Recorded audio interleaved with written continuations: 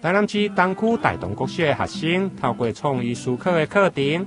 在寒假期间，是坐到玩具医师的木工厂来学习木工具的使用，利用3天的时间进行老车站设计课程，透过学校废弃的课桌椅，结合咱台南火车站进行空间来改造，不但打造出一台课桌椅堆叠蒸汽火车头，另外嘛伫个火车站内面。营造上课阅读的空间。南台南车站，我们说它是一个闲置已久的空间，那它本身就是一个活化再生。那我们经过了跟孩子讨论、跟设计师讨论之后呢，我们想到学校其实都有蛮多以前的课桌椅，其实它是闲置在学校的一个地下室，因为久了没用。那我们就想，我们就是让课桌椅可以一个再生再活化。这样的一个理念呢，我们跟设计师、跟孩子讨论之后呢，就真的进行这样一个绘制的一个过程。那我们发现到课桌椅真的很好用，桌子、椅子，我们几乎呢可以运用到的地方呢都没有浪费掉。所以呢，这个再生课程我们觉得是蛮有趣，而且孩子真的操作了机具，然后他都有按照老师跟他们说 SOP 流程，因此我们进行2天在木工厂的实作课程之后，我们今天呢把我们实作的东西拿到南台南车站做一个真的一个就是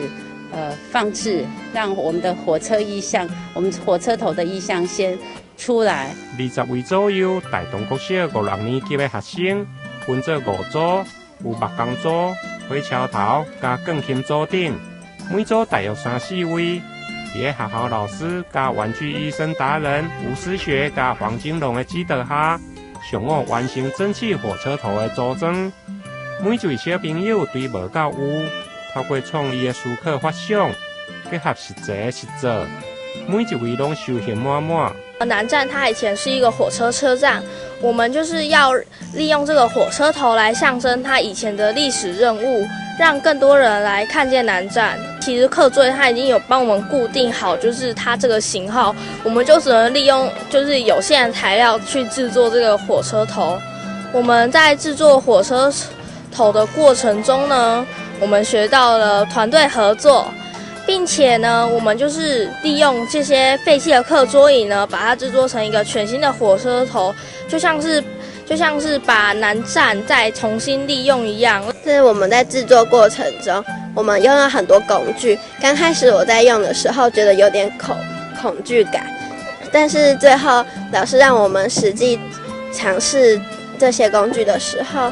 我才发现其实没有那么没有那么恐怖，让我们克服这个困难。这钢琴就是我们钢琴组一起做的，然后它有分2个部分，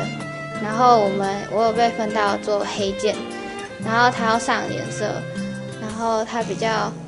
就是要看它的纹路，然后才能去上，不然干掉会比较不好看。然后这个部分我有问比较会的同学，然后最后有克服这个困难。